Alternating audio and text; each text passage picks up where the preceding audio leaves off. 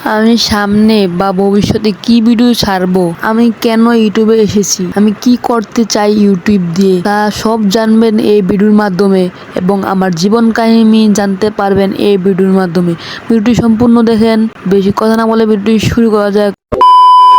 তো গাইস, প্রথমত আমার জীবন কাহিনীটা বলা যাক, তারপর আমি সমস্ত প্রশ্নের উত্তর দেব। আমার জীবনটা খুব ছোটখাটো একটা জীবন।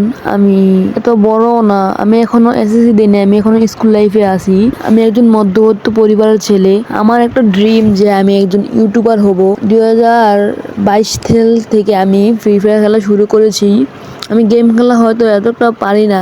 আমার বন্ধুরা বা আমার আশেপাশের পরিবারের লোকেরা যে আমাকে অপমান করে বা মানে গেমটাকে যেভাবে ছোট চোখে দেখে, তাই গেমটাকে আমি ওদেরকে দেখাতে চাই গেমটা দিয়ে যে গেম দিয়েও কিছু করা যায়, গেমটা দিয়েও কিছু করা যায়। গেমটাকে যদি আমরা যদি পেশা ভেবে নেই, গেমটাকেও অনেক কিছু করা যায়, গেমটাকে বড় পর্যায়ে নেওয়া যায়। আর যদি আমরা নেশা বা খারাপ কাজে ইউজ করি তাহলে খারাপ হলে তো খারাপই হবে। এই জিনিসটা আমি ওদেরকে দেখাতে চাই, তাই আমি ইউটিউবার হতে চাই।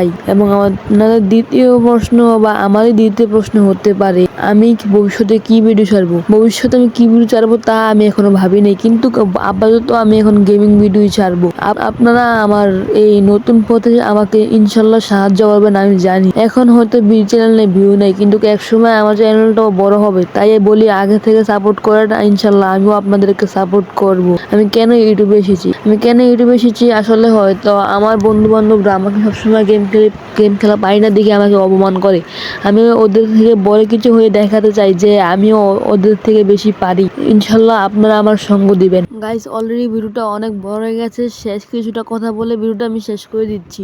গাইস, আমি এত কষ্ট করে ভিডিও বানাই, যখন দেখি 2টা 3টা ভিউ তখন গাইস অনেক কষ্ট লাগে। কারণ আমি একজন স্টুডেন্ট, আমার ভিডিও বানাতে অনেক কষ্ট হয়। সবাই দয়া করে আমার ভিডিওটা সম্পূর্ণ দেখবেন।